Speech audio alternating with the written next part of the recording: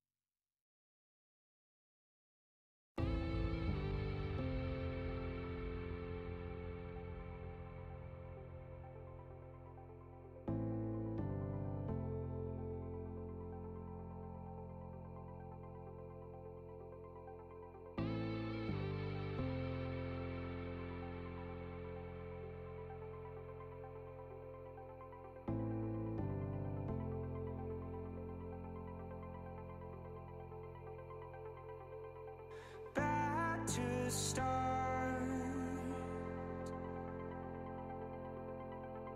I don't know where to go. I'm told I'll reap all of what I sow. These mistakes have no one else to blame. Said I could feel it when you left me here, left me here. Our emotions are one and the same. So come on over, we can persevere, persevere.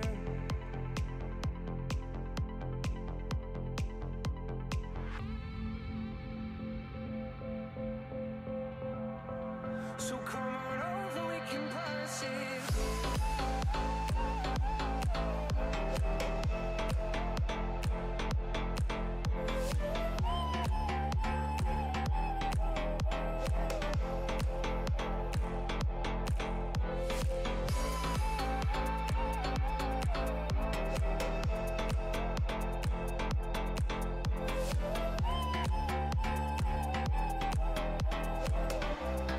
Said I could feel it when you left.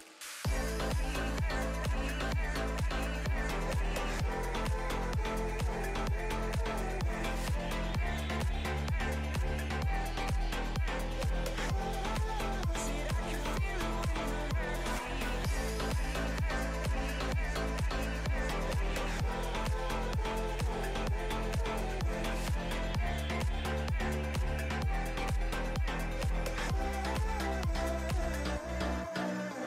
I'm torn apart, believing you are scarred. Some of the darker days could only go so far. I've been worrying about what you're thinking of. Said I could feel it when you left me here, left me here. But I will learn a better way to love. So come on over, we can persevere, persevere. Said I could feel it when you left me here.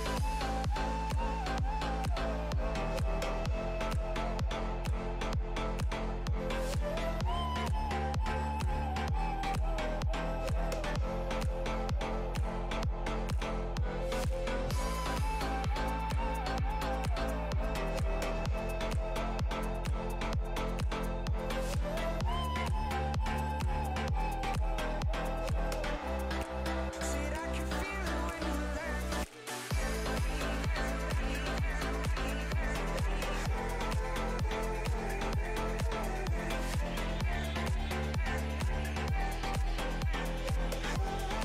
Said I could feel it when you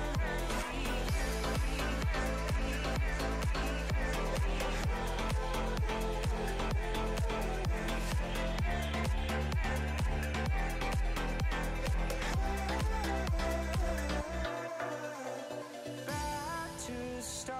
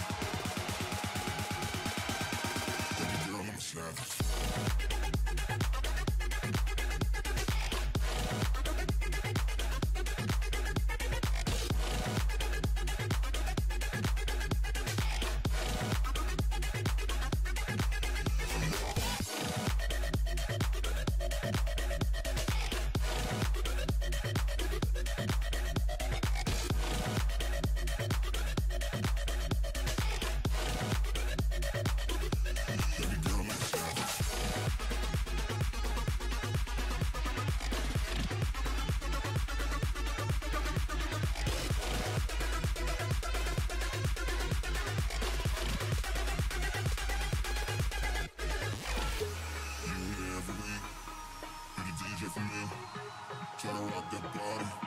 Still wear those sneaks. You here every week. You're the DJ for me. Tryna rock that body. Still wear those sneaks. Baby girl, I'm savage. Baby girl, I'm active. And what I see is active. This, that's dancing. It's the way that you're dancing. Hips doing that damage. Don't wanna see no man dish. And I know you speak Spanish. Baby girl, I'm savage.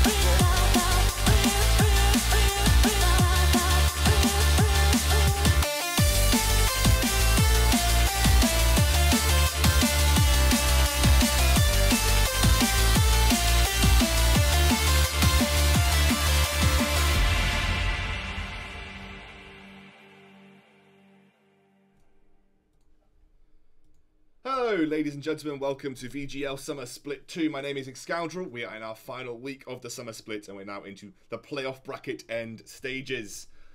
I am with Elsie and Tasty Bacon today, and we are going to be jumping into our first game of the night, which is actually going to not be Norm Pachani versus Helldivers. That game was cancelled. We're actually going to be going on to Team Queso versus...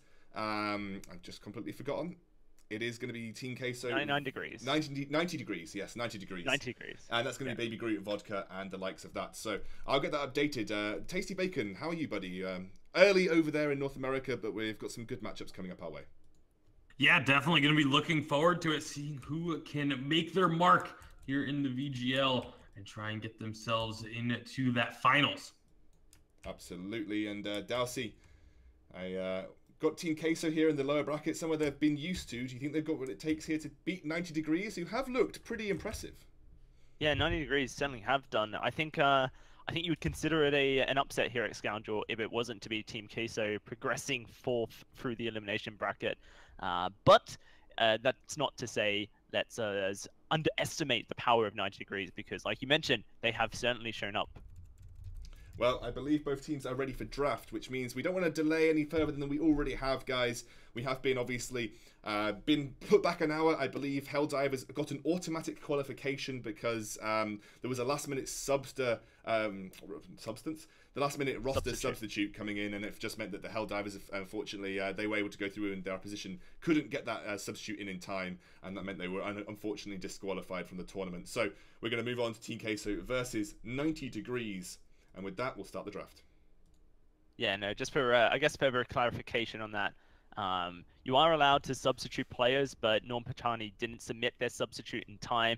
And because the substitute never went through and their original player wasn't able to join us, that is the reason that they forfeited their matchup today. So Helldivers do progress fourth, and will be looking to play the winner of this series in the what do we call it? Consolidation final. It's the one before the third and fourth, third place deciders. So it's always hard to remember names of lower bracket, double bracket tournaments. I'm just calling everything that a team could get eliminated in an elimination match.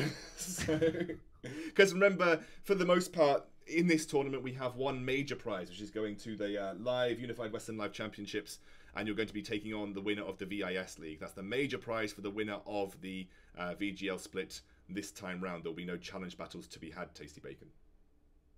Yeah, it's not going to be a chance to get into the Vainglory 8. However, you will be getting a chance to fight against the best team that the opposing region has to offer from challengers for a little bit of extra regional pride on the line. And, you know, a trip out to North America has got to be an exciting prospect for a lot of these challenger players in Europe. The land of the home and the brave. I said that wrong. Very wrong. What is it? The land of the free and the land brave? of the free, home of the brave. Land of the free, home. I see. I'm British. You can't blame me for that. Right. So we are going. I can blame you for trying it without knowing it. That's what I can blame you for. King George III. King George the III. Okay, right.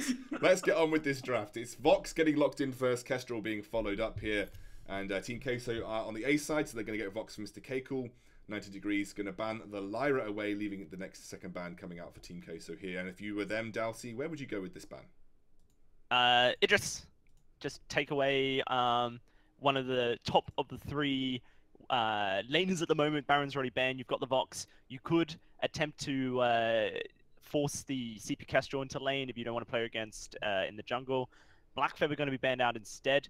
Perhaps doing a bit of research, knowing that CP Black Feather Weapon Power Kestrel seems to be a very flavor of the month in Europe.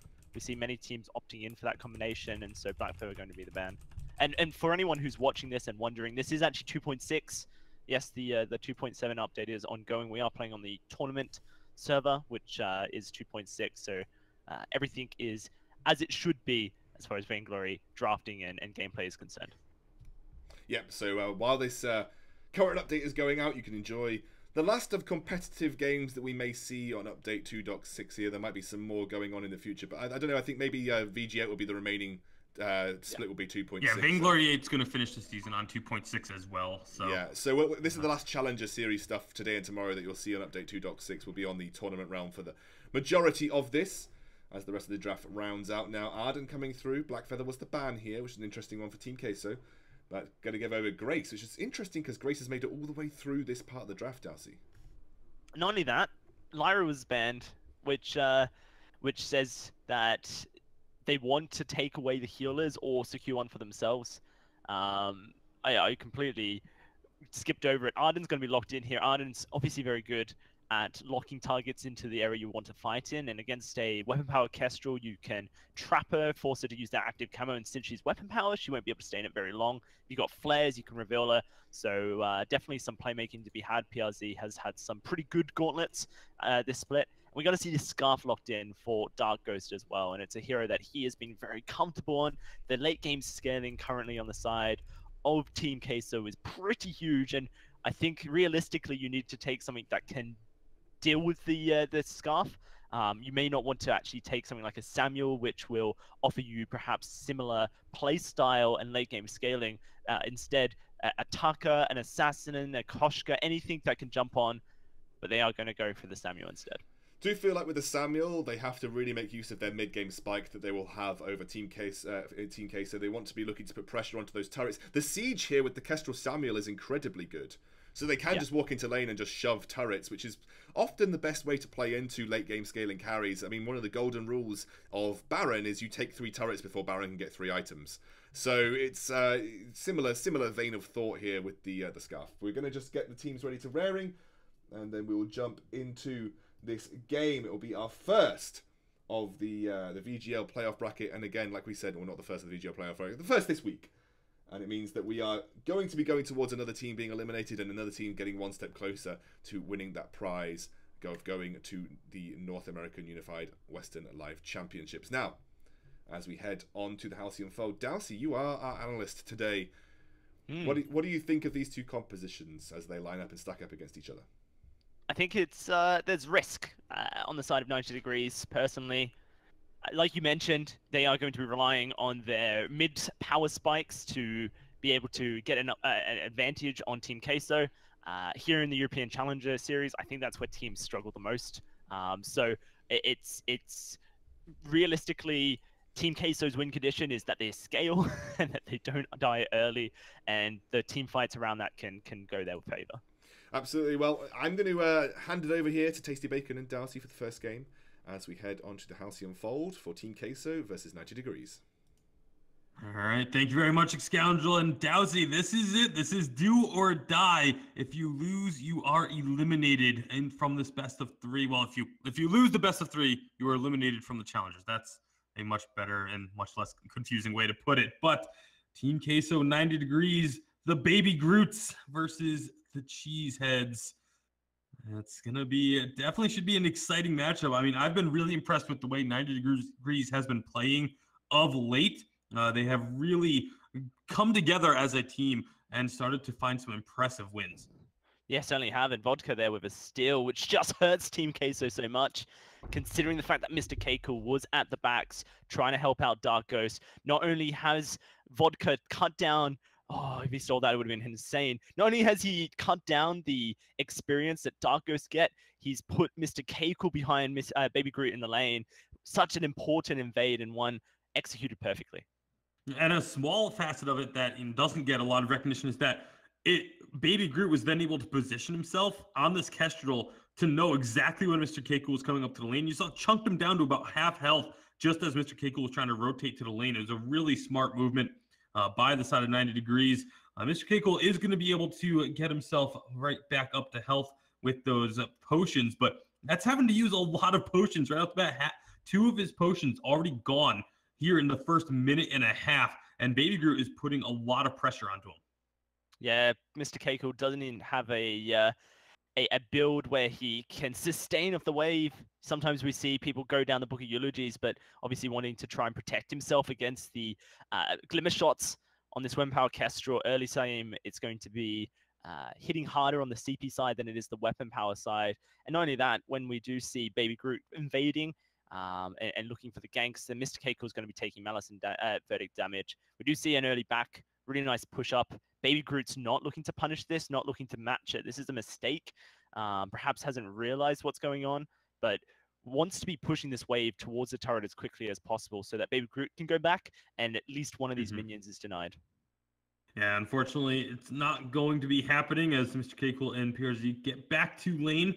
And so they're going to be okay. Baby Groot at some point will need to push this wave in very hard so that they can get a recall off as well, just to keep up with in terms of the items. Because right now, Mr. Keiko has that barbed needle, means he's going to be able to sustain in lane for as long as he wants, essentially.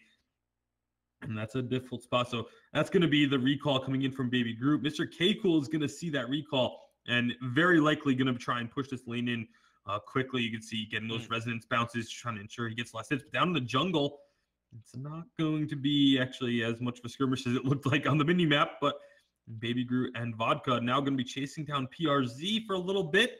Get the slow down, some good damage. Mr. Keiko rotates, and that's going to be 90 degrees backing off, or at least attempting to, because Mr. Keiko and the rest of Queso, they're just going to push them away from this tree and go for it. There's something you don't really ever want to do, Tasty Bacon. There's a bit of a fight over this central tree, and we'll talk about it in a second because it might go further. Yeah, it looks like they're getting a lot of damage onto the members of Queso. They're going to chase after Mr. Keiko with the slow, but they don't have enough to finish off any of these kills. Baby Groot Part 2 is going to be rotating into the jungle looking for anything here, but it doesn't look like they're going to be able to find much except maybe this tree if they go for it, but they're not going to. Yeah, so the one thing you realistically don't want to be doing is making aggressive plays on the enemy side of the map when you don't have your carry in a position to be able to follow up. The issue with Baby Groot not pushing the wave originally and then backing at a staggered time to Mr. Keiko is just that he's staggered. He's not going to be in the same areas of the map as Mr. Keiko. And when you follow the backs of your opponents, then you kind of negate any risk that comes from that. Mr. Keiko was able to push up the wave. Fox has a very good clear speed at early levels. And because he's able to push up the wave, he's able to rotate. Now, Team Queso weren't able to get anything off that and actually overstayed in a position that allowed 90 degrees to catch them out, get some damage done. But it could have been a much better scenario for the side of 90 degrees if Baby Groot had started by backing and pushing the wave when originally said. So it's just these little things. It's macro rotation, and it's some of the things that the Challenger Series teams don't necessarily have fully embedded into their game. In fact, a lot of European teams also struggle with this as well. But we are starting to see it become pretty huge in the Vainglory 8. And if you guys want to be making it to those top leagues and really competing at that top level, then it's something you have to be considering. Look at Dark Ghost. Oh, Dark Ghost in a very bad spot is not going to get stunned up by the Holy Nova, and that's going to mean that he's able to get away. Baby Group Part 2 had rotated back the long way around the gold miner pit, so wasn't in a position to try and help punish that. And as a result, we still do not have our first blood just yet, but it is a slight gold lead, very, very slight for the side of 90 degrees, as Baby Group has been doing a really good job of farming up in the lane 60 to 57 on the CS numbers, has been really on point with making sure he gets these last hits. We'll have to see how 90 degrees can push their advantage. Currently sitting a little bit up in CS, just due to that early invade Vodka did and the ability for Baby Groot Part 2 to get ahead of his opponent. Baby Groot actually last hitting much more successfully than Mr. Keiko is doing. So here's this siege that we saw coming out. Mr. PRZ, oh god! I didn't think he was just going to stand in it. Oh, it's an Oblivion! He could be Oblivion very narrowly taking down Mr. Keiko. They're going to chase underneath the turret Wow. and find that kill with ease. That's 2-0 to the side of 90 degrees. Excellent engagements, but Yeah. I think that was definitely Team Queso not expecting that level of damage coming out. I wasn't expecting it. We knew that it was going to be hard. Look at this Dark There Ghost! it is. Dark Holy Ghost. moly! You just saw both of your teammates get blown up underneath this turret, and you're going to stick around against all three of them underneath the turret. That is definitely a bit of a mistake there from Dark Ghost, just not respecting the damage. And this is exactly what 90 degrees needed to be doing. We talked about it earlier, but they are executing perfectly. And Team Queso are just standing there and allowing them to do so. Baby Group Part 2 still in the lane here, just waiting for a moment where Team Queso get complacent and push up, or Dark Ghost checks. I think he just escaped that flare, so they don't necessarily have vision of where the Samuel is, but it's not going to matter regardless. They actually knew where Samuel is, because if one member attacks from in the brush, it actually reveals everyone that's in the brush. It's a strange mechanic, but it is one that does exist. And so Baby Groot was attacking from the brush, so they actually knew Baby Groot Part 2 was there. But and how as they rotate up, it doesn't matter. One shot's going to connect onto Dark Ghost. I don't know if they have enough to go for a kill this time, as PRZ is a bit tankier this go round, but they're getting a lot of pressure down. This is pretty impressive stuff from 90 degrees. Team Queso lay down the gauntlet. Beautiful gauntlet. They're trying to engage. Dragon's Breath comes out and is just melting down Baby Groot. He's going to get the Divine Intervention, but it's not enough. It is going to be a kill answered for the side of Queso. And now we'll see what they can do. But Baby Groot Part 2, he's trying to return some damage, but he's still eating quite a bit himself. Both teams have a fair amount of burst potential within these kits. Team Queso, they're going to be the ones backing off. I really like that move by PRZ. You may have not seen it, but he jumped in with the blood for blood, and it pushed Baby Groot backwards off of his Drifting Dark. If Baby Groot Part 2 was able to stay on that Drifting Dark and lay down some real good artillery fire, then it could have been a scenario where one kill was traded back. But as it turns out, good positioning from Team Queso, able to land that gauntlet. Level 6 Arden is where things get exciting for Team Queso. And PRZ obviously going to take his praises with a thanks on the map as well. So it's not all over for 90 degrees whatsoever. They are still very strong. And, you know, Baby Groot, the Kestrel is about to get that first monocle online, which will really help with the crit damage he's able to output. Looks like another fight going to break out here, Tasty. Oh, that Spitfire group doing so much damage to Baby Groot. He's already down to just a sliver of health just from that. And then the Resonance bounces will take him down. Vodka going to be in a bad spot now. There's another group going down. The Scarf is starting to do some huge damage here. They're going to keep chasing. Dragon's Breath getting channeled. Wow. They will find one. There's the second, and it is an ace. They do lose Mr. K-Cool to the turret, but a 2 for 3, and very likely taking this turret down. I think the side of Queso is going to be more than happy with that. Yeah, they might even look to try and tempt this gold miner, but there is a lot of vision, so it would be risky to do so. A huge mistake in communication from the side of 90 degrees. As soon as Baby Groot Part 2 was inside that goop and burning alive, the call had to be retreat. Instead, Vodka charged on forward, and it left both his squishy carries, a Samuel and a Kestrel, alone and having to deal with Mr. Keiko. PRZ was in a position where his fountain could hit all three, but Vodka was just so far from his backline, and he didn't even get the fountain out. It was not in range. So it was just over-aggression from the side of Vodka primarily, but a communication issue. That's a team-wide effort, and if communication isn't as crisp as it needs to be in a MOBA like this, then you're going to struggle. Absolutely. And for Baby Group Part 2, got to try and get off of those groups as quickly as you can. He kind of walked around in a circle on it for a bit. Gauntlet's going to come out. Nice reflex block there, but it is still going to find 2 stuns. That's going to be Baby Group Part 2, the focus. He's going to get the Divine Intervention. Baby Group able to find a stun onto PRZ. However, they've already lost 1. It's going to be Vodka likely falling here as well. The Dragon's Breath is going to claim 1. Can they get the second? Baby Groot is so low. Arden will be able to finish that one off. Another ace for Queso and another death for Mr. K. Cool to the turret.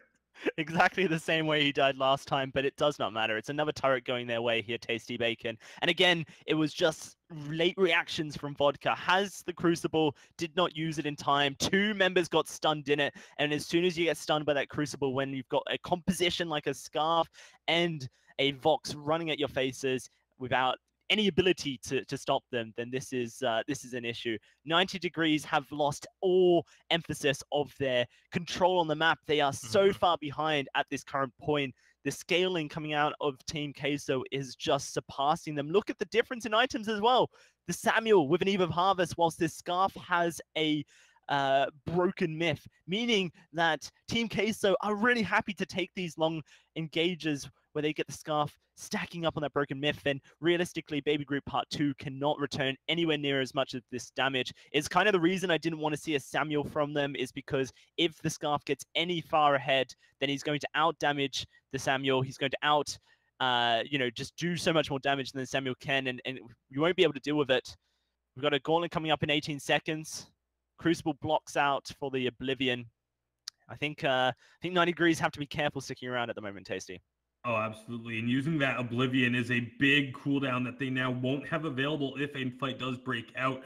You got to assume once Queso has that Gauntlet, which they do now, they're going to be more than happy to look for a fight as they have this lead. They've been winning the team fights. They're going to be looking for this gold mine. It's not quite going to get stolen, but PRZ extremely low. Should pay for this. The fountain will come out to keep himself alive.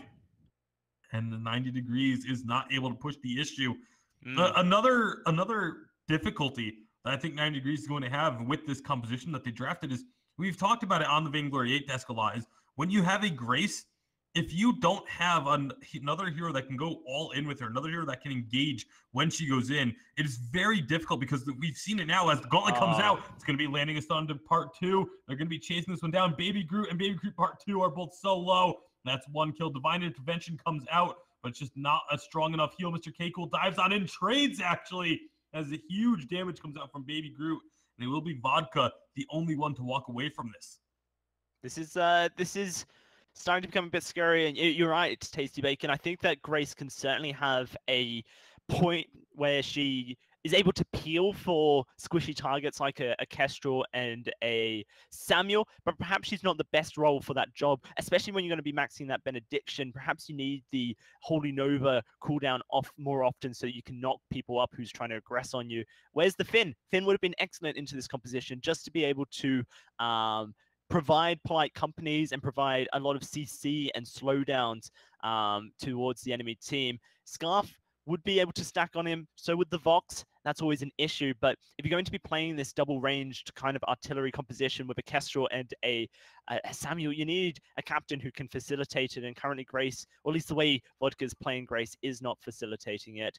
They need to be so much more safer. They need to be positioning so much further back. They are basically getting up in range of Mr. Keiko, and as soon as you do that, you put yourself in trouble. Look at Mr. Keiko right now. Look at the damage he outputs. Speaking of, gets some good damage on the Baby Groot. Of course, has the Vanguard from PRZ to make sure that he wins that trade. And now when Dark Ghost rotates up, they just have no answer for this Scarf at the moment. There's no way for the side of 90 Degrees to get onto that back line and prevent this Scarf from just melting through them. So they're going to have to play extremely cautious. They are still very much in this game. You know, they're 3,500 gold behind, but they haven't taken any of these turrets. That's a lot of gold that is out there that they can pick up with even just a nice rotation can net them 1,000 gold for the team. So there is a chance for them, but they have to basically play fights almost perfectly. Yeah, it almost relies on Team Queso to mess up an engagement, and with the item that's just been purchased in Echo and PRZ, it's so hard. Let's see how this plays out. Oblivion going to go out. Already so much damage to start. It's going to be Holy Nova missing. And now here comes the gauntlets. It's not going to get a stun, but it does trap in Vodka. The second gauntlet will find a stun and a kill. They've chased down a Baby Groot and Baby Groot Part 2. Vodka has nowhere to go. It's a triple kill for Mr. K Cool, this time with no turret in sight. This is incredible as well. We saw it last week from PRZ. His Echo Gauntlets were so influential for Team Queso's ability to win team fights. I feel like Arden might be a ban that you consider against PRZ because he just plays it so well and really facilitates setups for team fights. Yes, the first Gauntlet got crucibled, but the second one was not blocked, and it's exactly what you need. A double stun, a triple kill for Mr. K Cool, a snipe going wide as well, meaning that this Kraken will easily go over to Team Queso. I think this is the end of it all. It very much is looking like that. They will have a little bit of a respite on the side of 90 degrees, just in that the gauntlet isn't available for 50 seconds and it's 80 seconds on the Echo, but that is just a very small sigh of relief and not one that's going to be very comforting for the side of 90 degrees, as Queso, with Kraken pushing in so much damage on Mr. K-Cool, he's essentially full build. The only thing he doesn't have is finishing off those tier 3 boots. Dark Ghost has all 3 offensive items, so he's going to be pushing out so much damage, and he doesn't have a lot of defense, but he doesn't need it because they can't get onto the Scarf. As you can see, first Spitfire just chunking down Baby Groot Part 2. Second one, he's at half health just from 2 abilities, and now they are just pushing in. Oblivion comes out, does put PRC to sleep. Can they actually find the damage? Mr. K-Cool is going low. Fountain gets used. Divine Intervention onto Baby Groot. But Baby Groot Part 2 is just melted. The gauntlet came out for a nice stun, but this is looking more and more like it is GG. Mr. K-Cool, he should fall here, but Kraken still fairly healthy. They're trying to take down Dark Ghost. Oh, no. Baby Groot, can he get this kill? No, he can't. And now PRZ is just going to chase him down for the kill. Vodka does finish that one off. It will be supportal combat, but there's a Kraken, and Kraken That's a big support. Strong. That is a very big support. Baby Groot Part 2 has respawned, but it just doesn't look like it's going to be enough. No, the Kraken's going to finish the job here, especially considering they're focusing down PRZ. They know the game is over, and PRZ is just giving them as much hassle as possible as he just dodges out. Here it is, Team Queso Game 1 win for themselves, and PRZ MVP for sure for me. Just his gauntlets, so good, and even without the Echo in the last team fight, I know I wanted to mention it because I thought it might be impactful, but never mind. He just hits it so perfectly. And Vodka, if you're going to allow PRZ to play this Arden, then you need to be hitting those crucibles. And I feel like as much as PRZ was kind of the facilitator for team fight wins for the side of Queso, Vodka perhaps was the one who needs to be fixing things up if they're going to have a chance in the second game of this series, Tasty. Yeah, for sure. They're going to need a bit of a cleaner play, but also just revisit the draft. I think compositionally, there is just a lack of synergistics between the different players of 90 degrees. You have Grace, who wants to go in, wants to be diving into the team and, knocking up with those Holy Novas. And then the other two are trying to stay back. It ends up creating this dissonance between them that just doesn't really work out. Well, thank you very much, Tasty Bacon and Dowsey, and we're going to try and get into the next draft as quickly as possible. Dowsey, you did a little bit of a breakdown there, but I'm going to push you a bit further. What do you think needs to change in terms of bans here for 90 degrees going into the next game? Do you think that being on A side will give them an advantage?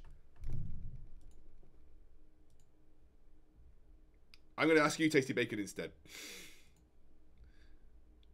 I've just realised I've unmuted my microphone and I still have it muted on Discord, so I didn't ask them any questions, guys. I was only asking you questions. Dowsey, you're here now. Yeah, I just realised you couldn't hear me at all. I didn't mute my microphone on stream, muted it on Discord. So, what do you think needs to change up here for 90 degrees going into the next draft? Their A side, is that going to give them any better advantage? The draft could be worked on, Scoundrel, but it's the execution of playstyle that is the biggest issue, and I don't think you fix that in 5 minutes or 10 minutes between games, unless you unless it's something that was a one-off.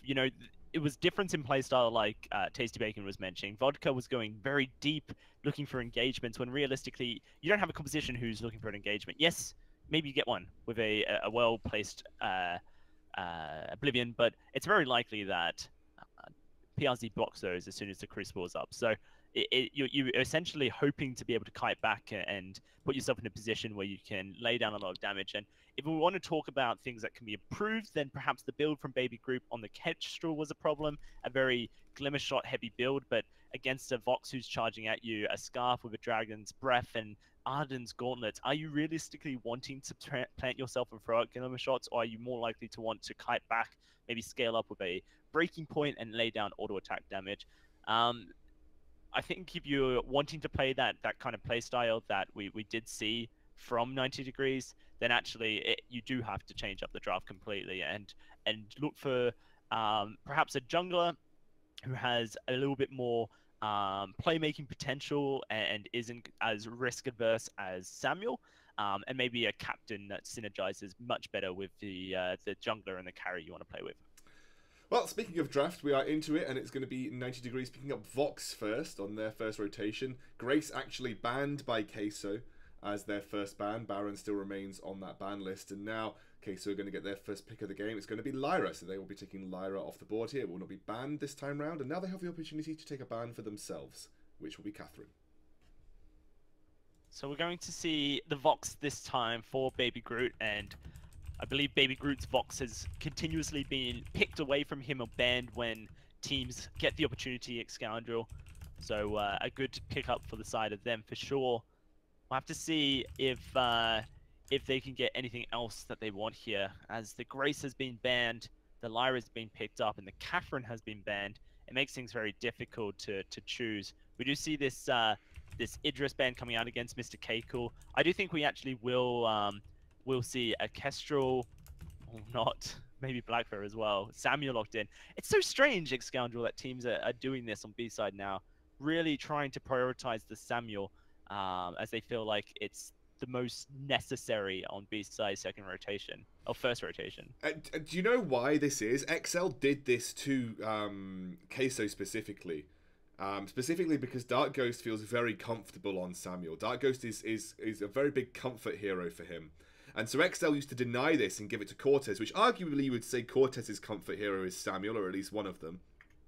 So this is a comfort hero for Dark Ghost, and they want to prioritize that for him. Interestingly, they didn't do it last game, and they actually chose to take the Scarf. Maybe they just thought it was better for their composition. But they are quite happy to take Samuel because he doesn't have that many bad matchups in the jungle. He's got one of the earliest power spikes in the jungle, and Dark Ghost is incredibly practiced with him. Let's see what the final pick is here. With the Samuel locked in, you may just take away the Scarf and completely nick the composition of Team Queso. Scarf, I think, is in an excellent spot, and it's going to be hard, I think, for you to counter the Scarf, considering you've already picked the Samuel up. So I would love to see a Scarf here. You could also... it's not what I was going to say, Kestrel. I was going to say you could go Batiste, but it's going to be a Kestrel locked in for Baby Group Part 2. It's actually very interesting to me, Dowsey. It feels like they're more denying K-Cool an easy weapon power lane pick here. Though Blackfeather's still up. Like, Blackfeather could genuinely be locked in here, and I don't think it's got too many bad matchups. You've got the Lyra. It's Mr. K-Cool. And it's Mr. K-Cool. You've got Lyra for the speed boost. 2 targets that he can jump through. I mean, okay, Glaive does the same thing, right? But yep. it's you know, I don't think denying a weapon power Kestrel is like an awesome way of sort of shutting down Queso, because Queso have got so many other options for Mr. K-Cool. And I think Glaive slightly better into CP Kestrel than a Blackfeather is, just simply for the fact that the Afterburn is just so good into those kind of situations. So these are our compositions locked in. The teams have said good luck, have fun. So we're going to jump straight on to the Halcyon Fold, get in as soon as we can. Dowsey, I mean, for me, I'm leaning towards Queso, but what do you think here? What you are our analyst for the day. What do you think?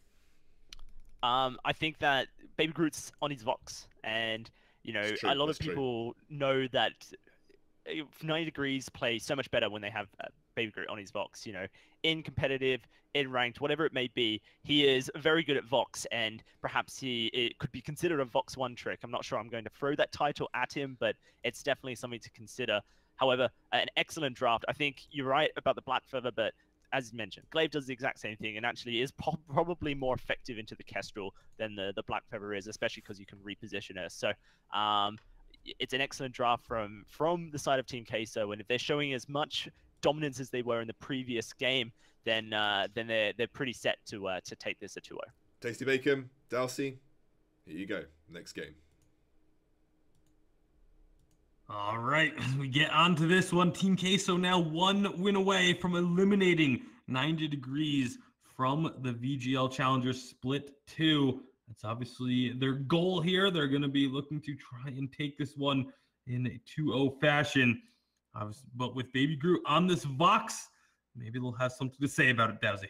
Yeah, no, I think it's definitely a talking point is that he does have Vox, and he's plays so much better when he does have the Vox as well. So, 90 Degrees will at least have that for them. If it's only a comfort pick more than anything else, then it puts you in a much better mentality point after you've lost your first game, especially after losing it pretty heavily. One team fight win for 90 Degrees, and that was it. Since that point, since the Gauntlet came online, it was all over. Yeah. and just for an idea of how much Baby Groot prefers this Vox, is actually have to hold that for a second as Queso looking to go aggressive into the jungle. PRZ taking a bit of damage, but will heal up. However, Baby Groot part 2 with those glimmer shots. They do a lot of work early on, but so does Dark Ghost. Going to be taking down First Blood. Like, actually goes over to PRZ with that basic attack. Meanwhile, it's just going to be actually backing away. PRZ being low enough that they don't want to try and contest the back camps. Instead, we'll be looking for this Treant. I don't know if Vodka can steal this one. It's going to be tough. He's going to try to. He's not going to get it. It's just it's things you have to do, but things that aren't necessarily ever going to happen for you. Tasty Bacon, I believe you have stats for the Vox. Yeah. So Baby Groot has on his if you look him up on VG Pro, he's got 132 games played on Vox as his most played. His second most played is 59. Like, that is a massive difference in the number of games played, and it just goes to show how much he likes this Vox. And he's really good at it as well. So I'm not surprised when you find a hero that clicks. Tasty Bacon, I totally appreciate playing it all the time. So we'll have to see if it is just the difference that's necessary for the 90 Degrees. The games we've seen Baby Groot play Vox, he has just taken over games. And whatever the compositions may be, whatever drafts have come through, I'm almost ready to throw them out the window if Baby Groot plays to his 100% performance. well, that's what 90 Degrees is going to be hoping for, is that 100% Vox performance from Baby Groot. If he can perform, if he can execute, as you mentioned, they really do have a chance against pretty much anyone, because it is that good when he's at the top of his game. But right now, Mr. K Cool has been doing a good job farming up against him, 27 to 24, and the lane minions about even. So Mr. K Cool actually has himself a slight lead when it comes to the CS numbers. It's very slight, but it does exist. Yeah, slight leads. Oh, never mind. A good stun. Yeah, very good stun with the rest of the team rotating up as well. It means that this could be growing into a large lead as that first blood or second blood comes through, and they get this minion wave pushed up underneath the turret. I mean, well, at least it will go to the gold from those minions will go to the side of 90 Degrees, but that's going to put Baby Groot pretty heavily far behind Mr. K Cool on this glaive now. Yep, no, it can definitely hurt when you lose like that. Mr. K Cool has a 7 CS lead, but it's going to not going to be the reason that Team Queso win the game just yet. It's all about positioning this game, and whilst Baby Groot may be the one to die to it afterburn gank like this here, Tasty Bacon, I actually think that we need to be paying attention to how Baby Groot Part 2 positions, because in the early game, it makes sense that Mr. K Cool will be looking for these afterburns onto the Vox, but in the late game, he most certainly will have eyes for Kestrel, and that's where 90 Degrees win or lose the game. If they can position right, then that's great for them. I also feel like they have to play aggressively. Well, actually, no, that's true. They can kite back with the Arden. It really just depends on how Team Queso want to play it, and we currently see them setting up for a gank. Yeah, looking for an afterburn perhaps, but Dark Ghost reveals that he's in that brush, and that's going to be forcing 90 Degrees to back away, at least temporarily. He's actually just going to be sticking around. Maybe they want to try and shove this wave in. and get a rotation or a recall. Mr. Keiko does have enough gold to buy his Sorrow Blade. It looks like that's exactly what they're going to try and do. Put pressure on this turret. See if they can force him back. The turret's going down awfully low before they get engaged upon. That's about half of the turret's health that they were able to just take with that singular push. Yeah, no, it's pretty good, I think, for Team K. So whenever you have a Samuel on your team and you're able to get good damage onto a turret, it feels really great. It's also possible for the side of 90 degrees to do it, but the difference between their compositions is that Glaive threatens so hard, and you really have to respect him and fall back. It's kind of the hidden perk of Glaive is when he's in the lane, or in the jungle, and you know he's there, then you immediately step back to make sure you're outside of that afterburn range, not really wanting to play too aggressively. And because of the short attack range on this, the box and the squishiness of Kestrel, it means that consistently 9 degrees are going to be in this position where they are falling back and trying to kite. And that's exactly what they're having to do here. One shot is going to tag Dark Ghost, takes him down extremely low. And so that's going to put an end to any plans for aggression for the side of Queso. Can 90 degrees capitalize, though? If they can find a way to push up underneath this turret while Dark Ghost is making his way back, you maybe could have gotten a bit of damage done there, tried to get Mr. K Cool or PRZ low, but they're not going to be pushing the issue. They're mostly just focusing on taking care of Vision, trying to pop the scout traps that had been put down and secure some extra area control of this map. However, Mr. K Cool is going to be okay and gets himself out of range. PRZ puts down a sigil for him to heal right back on up. And it's just going to be a rotation down to the shop. PRZ topping up on the Vision game. Dark Ghost doesn't have... He has the Frostburn, but looks like he's going to be going for the Eve of Harvest second. So potentially delaying that Broken Myth until a third offensive item. It's also possible he sells that weapon blade in his inventory and then goes towards the Broken Myth. A lot of people will build that Void Battery as soon as possible on junglers like Sky and Samuel, just so they have sustain in lane like this. Allows for Siege to be pretty deadly, and that turret is so close to dying. Vodka, how close is he to Gauntlet? About half a level, so it's not going to come anytime soon, but here we go. We got fight. Afterburn onto Baby Groot Part 2. That's going to be a kill. A big Oblivion puts 2 to sleep. I don't know if they can find another kill off of that, but they're certainly going to be able to take down this turret, especially with both members of 90 Degrees recalling. Excellent engagement from Mr. K Cool. Yeah, that was just strange play from 90 Degrees. I guess they recognized that their turret was on a blinking life bar and really wanted to try and defend it, but their composition doesn't allow for it. Their win condition is kiting back. It's almost the same win condition they had in the previous game, Tasty Bacon, but this time they've got a hero that's going to facilitate it. Gauntlets will be able to shut down, I guess, the aggression from Team Queso and allow for a turn on the side of 90 Degrees. But until that Gauntlet is unlocked and until, Echo is completed as well, which will allow for them to really be able to counter-engage off of a kite, then they are playing a scaling game, a very patient one as well. They're going to have to really play very carefully around the map movements that Team Queso want to force onto them. Team Queso, we know, are a team that can realistically take over games when they get an early lead, and they've got a 3,000 K1. Yeah, it's a pretty sizable lead. PRZ is going to be healing himself up with that sigil after taking some poke, so they're going to be A-okay. Mr. K Cool once again rotating up to this top brush.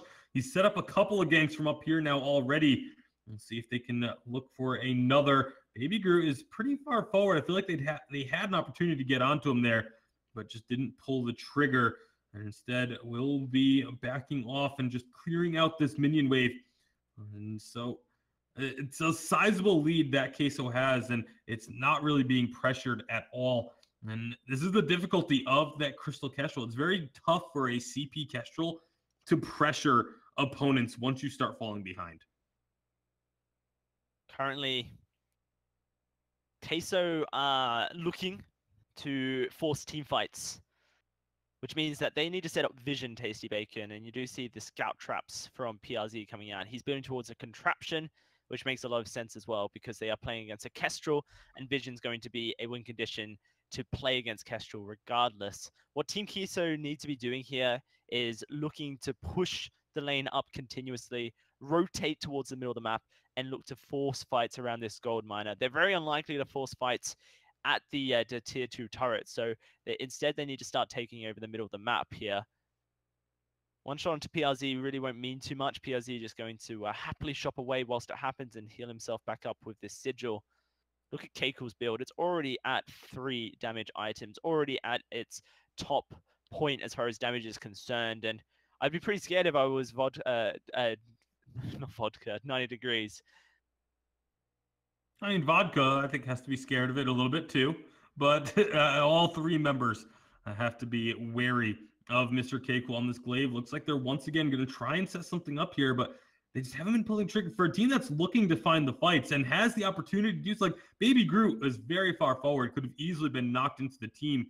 But Mr. Keiko is just not ready to pull the trigger on looking for this engagement.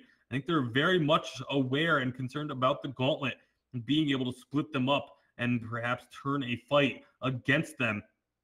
I feel like Queso should just be pulling the trigger, should just be looking for these fights while they have this large lead, instead of allowing the members of 90 Degrees to just continue to farm up and get themselves closer to those item spikes that they're looking for.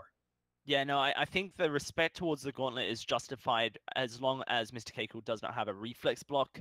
But there it is. Comes out now, and I expect that Team Queso will feel a lot more good about diving in and looking for team fights now that they can avoid being stunned by the gauntlet's walls. PRZ, obviously, as mentioned, is prioritizing that contraption second item, but what he also is prioritized is an Atlas, looking to put on top of Baby Groot's Vox, apply that slow immediately, as well as a Bright Bulwark, which will allow for Mr. Keiko to really look to blow him up. The breaking point has just been finished. Team Queso, though, with a great rotation here. They have caught out. And Baby Groot, oh, that's so risky. Surely you just dive on that. But no, Mr. Keiko perhaps not looking for it, not seeing it. Missed opportunity, I think, for Team Queso. Absolutely. Now Mr. Keiko is going to go in. He finds the big damage onto Kestrel. That's what he's been looking for. Now they're going to chase through onto Baby Groot. He's just out of range. No. He's going to get the Vanguard. Now Mr. Keiko, thankfully, will have the turret aggro peeled off of him by Dark Ghost. But that was a very, very risky move by Mr. Keiko after the initial kill. The initial kill was great. They're going to heal up, take this turret down. And now that's way too far forward for 90 Degrees. Another kill going to go over to the side of Queso as PRZ just heals himself up. And that was a pretty hefty gold pickup there for Queso. Oh, they are just snowballing at the moment. That is an exact repeat of the earlier team fight this game, Tasty Bacon, where 90 Degrees felt like they needed to make a play and they just threw even more gold at the side of Team Queso. Things are getting out of hand here. Another 900 gold going over towards Team Queso puts them at a staggering 6,000 gold lead at this 13-minute mark. Aegises have been completed for Dark Ghost and Mr. Keiko. Thankfully, Baby Groot Part 2, knowing he's behind, has gone towards a broken myth rather than the double shadow glass. It just would not have been effective this game. It's going to have to prioritize that Pierce, I believe, but may even be going towards an Eve of Harvest, or maybe just maybe looking for the Clockwork next could also be a shout. I don't know why you'd go Eve of Harvest. That's very much likely to be a Halcyon Charges plus Contraption. Not Contraption, Clockwork. Let's talk win conditions, Tasty, because it's very hard and very bleak to see how the side of 90 Degrees get back into this. But let's not forget, Vodka still has his gauntlet, and we haven't really seen any usage of it yet. It's going to be heavily reliant on vision control from the side of 90 Degrees and gauntlet placements from Vodka. He can peel back Mr. Keiko with a well-timed gauntlet and then Vanguard for the movement speed, but it's going to have to be picture perfect. And right now with the lead that is there, oh, never mind. There it is. Afterburn, there's a nice gauntlet, but it's not going to matter because it doesn't do anything. Keiko has already gotten the kill. Queso not going to find the sleep, but Mr. Keiko is going to try diving onto the sanctuary. And it doesn't quite get there, but it is a kill going over. However, now Vodka is going to be low. Mr. Keiko is trying to fight this out, but Baby Groot has himself a second kill. You mentioned, sometimes it comes down to your opponents making a mistake. This is a window of opportunity, but maybe not, as all of a sudden Dark Ghost closes that door and finds another kill. But it's still a little bit of gold going over to the side of the members of 90 Degrees. Not going to be anywhere near enough to get them back in this game, but it's something. It's confidence building, knowing that your opponents bleed blood just like you do, are vulnerable to the same mistakes that you are. Let's see how far behind they are. I think the most disappointing thing about that for the side of 90 degrees is even though they've been losing for the majority of this game, no one on the side of Team Queso had a significant kill streak. So like they didn't get any bounty gold. Right. There's no extra shutdown gold going over. And Vodka, he could be caught out here, but it's okay. Cool. He hasn't been pulling the trigger on these fights. I think they've just been very much wary about trying to engage without being able to get onto Baby Group Part 2. As that's been their priority target now all of a sudden, throughout these last few minutes. And if they can't get engaged onto the Kestrel, it's like Team Queso just don't want to fight. Yeah, it's very strange. Like you mentioned, this is going to be a Kraken going over. One shot may come through, but it should be blocked up by a blind shot by too. PRZ. Yeah. No vision for the side of 90 degrees because it's so difficult to maintain any sort of vision control once you do start falling behind.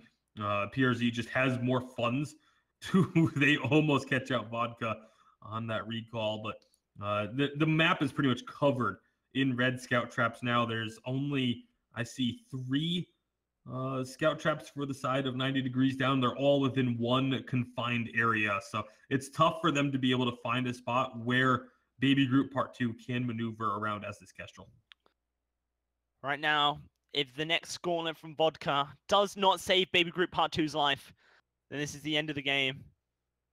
And it's just been such good players. Oh, God. That says a lot, I think, about the current mental position that 90 degrees are in.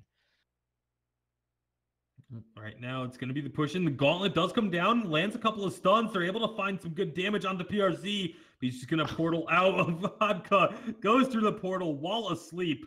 And you wake up in a different place and dead, and that's going to be another kill onto Baby Groot Part 2.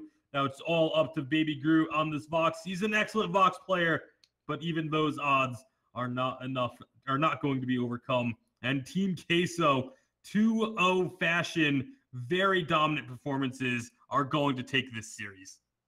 Very impressive stuff from Team Queso, and even more impressive stuff, I think, from the side of Mr. Keiko, who just had such dominant performances in both games, really set things up. Unfortunately for 90 degrees, they just weren't able to do enough. The Kestrel pick, already risky as it were, doesn't really synergize with your composition's needs as much. It's when you've got a Vox player like Baby Groot, who wants to be going ham and really getting dirty. I think you need a jungler who can support you on that one. Vodka just not at the same level of synergy and coordination with his team. And ultimately, these things stack up. Tasty Bacon, NX Scoundrel, it just wasn't enough for 90 degrees, and they will be eliminated. Absolutely, I think that was a complete schooling by Team Queso. If I'm completely honest, I think they looked completely in control. They look completely revamped. Oops, I just dropped my phone.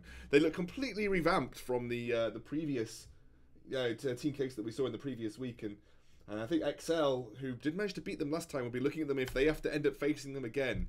They'll be seeing a Queso that seems completely different. Mr. Keiko just hit VG Gold, by the way, apparently for the first time ever, so probably on a confidence boost himself as well. Team's looking pretty good. We're going to come to a short break, guys. When we're back, we'll have XL versus Magic Cloud, our final series of the night.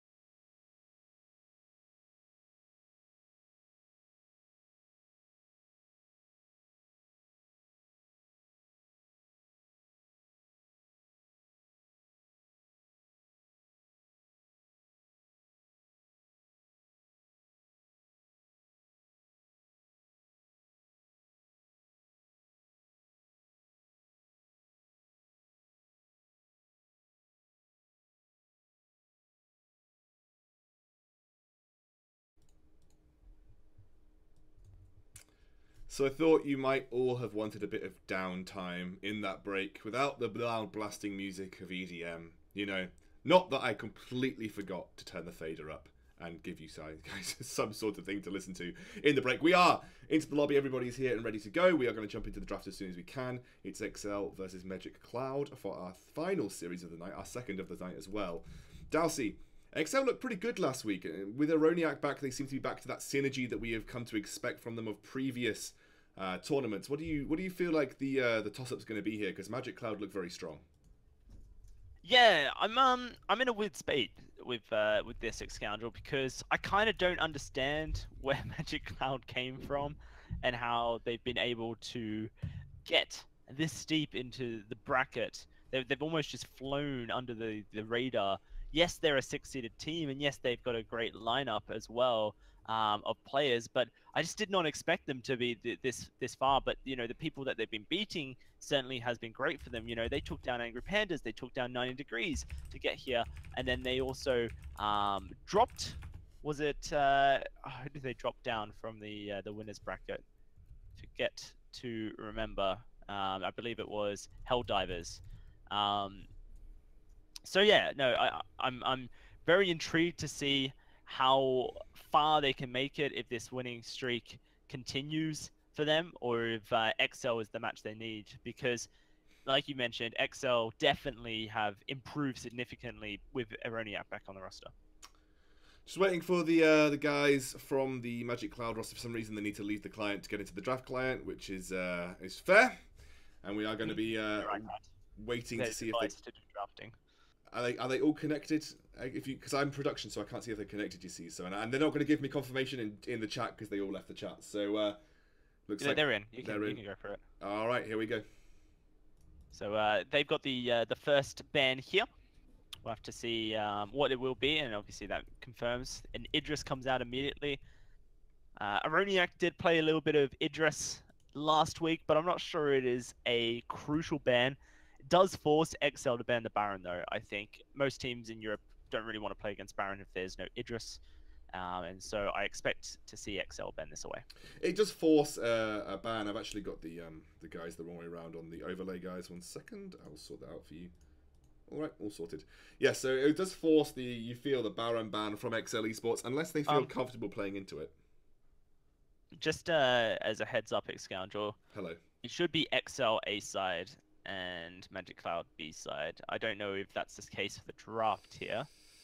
XL is on A side yet, so it's just we need to switch the players around in R. Ah, right, that's fine then. I got confused because the players on the wrong side in my thing, so I'll sort that out. Yeah, so XL are the ones who actually banned Idris here, picked up the Lyra. The Grace ban comes through for the side of for Magic Cloud. They pick up Catherine, and now this very much forces a Baron ban, you will feel, coming out of the side. Magic Cloud, an awkward ban. They're going to ban away Batiste. Makes no sense considering that they have the Catherine locked in already. But I think XL will be hard-pressed not to ban the Baron here. So we'll have to see if that is what comes through. Yeah, I don't think Aroniac plays much Baron, you see, so I don't know whether he'd be like super after that. He does play a lot of Blackfeather. He might feel comfortable playing Blackfeather into the Baron, which is like a slightly budget version of Idris into Baron. So that might be where they are looking. And remember, XL had a lot of success when they put Aroniac on the Blackfeather last time round. It is a fairly punishing lane, but nonetheless.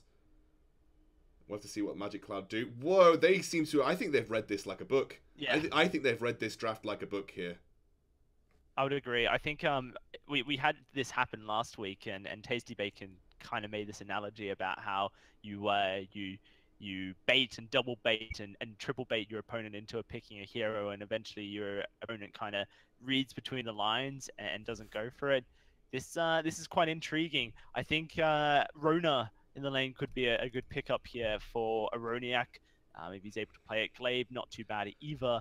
I think Glaive, Rona, and then Samuel for Cortez would not be a bad end to this draft. Or Sky for Cortez, because Sky is both good into Catherine and Blackfeather. So I wouldn't be too hard pressed with the Glaive Sky lock in for XL. I think that would be a really good end to the draft for them. There's the Sky coming through. Now just have to see if they go for either a Rona or a Glaive. I think those are your two best heroes, I guess, into this roster. Taking away the Vox, not really wanting to pick up the Baron. Or maybe they do want to pick up the Baron. It really just depends on if Aroniac feels comfortable on that hero. But it's very unlikely that Gwen or Rico is going to come through. I've seen Aroniac play Glaive before, for sure, so they're really thinking about this. It is a tough draft. You know, you've got to make sure you get that hero properly locked in. There we go. There we go. That is the draft that me and Darcy were thinking along the lines of, and it is the draft that XL have ended up winding up with. Feels good, man. And, and now you're regretting banning Batiste here, I think, of your Magic Cloud, because that would have been the perfect end to their draft. Yeah, exactly. Batiste, they kind of shot themselves in the foot. They played the game so well that they outplayed themselves. I think if you're Magic Cloud here, you might actually end up sticking Black Feather Crystal Power, maybe. And what, take a Kestrel into the lane? And take a Kestrel into the lane. Weapon Power Kestrel much better than CP Kestrel into the Glaive, because then you've got the CP. Oh, okay, that is a shake up. Good against Sky, but less good against Glaive. I guess if you can avoid being knocked back on the pedal and kite the Glaive, then there is a potential for you to be able to slow him. Black Feather, obviously, with the on point, can slow as well, and we're playing on 2.6 here at Scoundrel, but that's going to be the thing about Black Feather in the future is it slows, all about the slows. So yeah, especially in this game. This is on the tournament client, guys. We are still on update 2.6 here. Petal, I think, was a good pick. I think it was one of the one picks that I think could have remedied this draft here for Magic Cloud. Put pressure on Cortez, but the dive potential onto a Petal is good. Sky is only bad against Petal because of the blocking of the forward barrage by the Munions. Everything else that Sky offers in her kit is actually not bad against Petal. So, again, this might be a dive-heavy team onto this Petal here. Tasty, you've seen what's been locked in here. Do you have any thoughts about perhaps how these team fights play out? It's going to be definitely interesting to see how the Petal is going to work. The Sky can kind of take out those Munions very quickly and can make things very difficult for a Petal, but at the same time, if Sky's forward barrage is hitting the Munions, it's not hitting the members of you said it was Magic Cloud on B side, correct? Yep. Okay. Just got confused with who was where after all the swapping going on. But yeah, if the Munions are soaking up the forward barrage, it means it's not Magic Cloud soaking up the forward barrage, and they can then look for a re-engage. So I think it's really going to be the fights are going to be very back and forth. Like, we're going to see one side go really low, and then all of a sudden try and turn and re-engage. And I think that's going to be the way a lot of these fights end up actually playing out.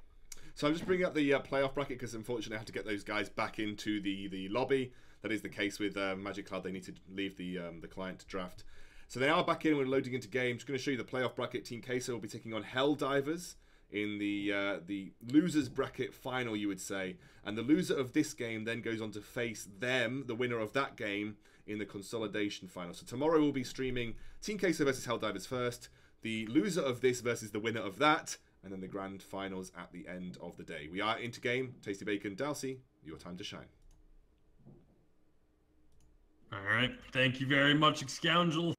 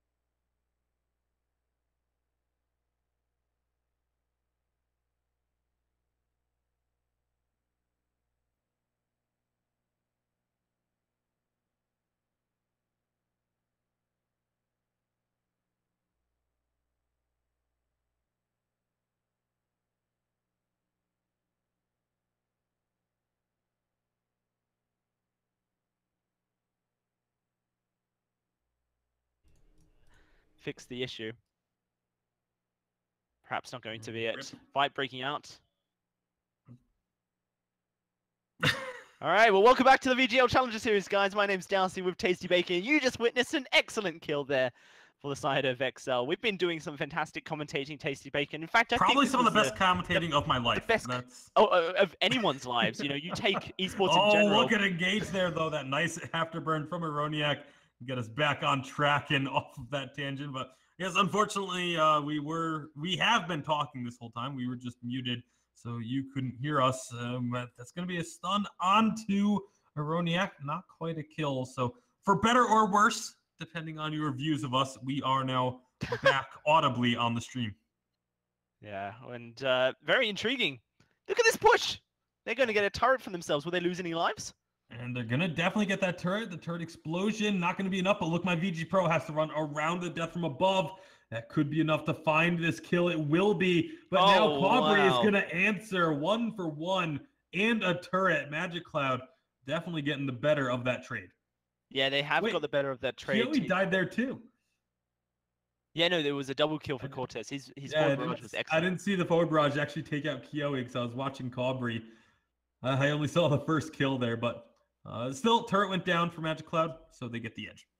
So for anyone wondering what our leave of absence was, basically, unfortunately, sound drivers crashed on our stream PC. So not too hard to fix it, but it's almost impossible to know what's happened unless you guys scream hard enough. So we're listening, we're watching. We got people telling us what's what in the Twitch chat. So if you guys ever have a problem, then you can address it to Sylvia into her whispers. It would be much appreciated. Shout out to MeRule for the we need audio, buy audio items. Listen together. All the Vainglory pings, audio themed. That's pretty clever. I definitely shout outs to that.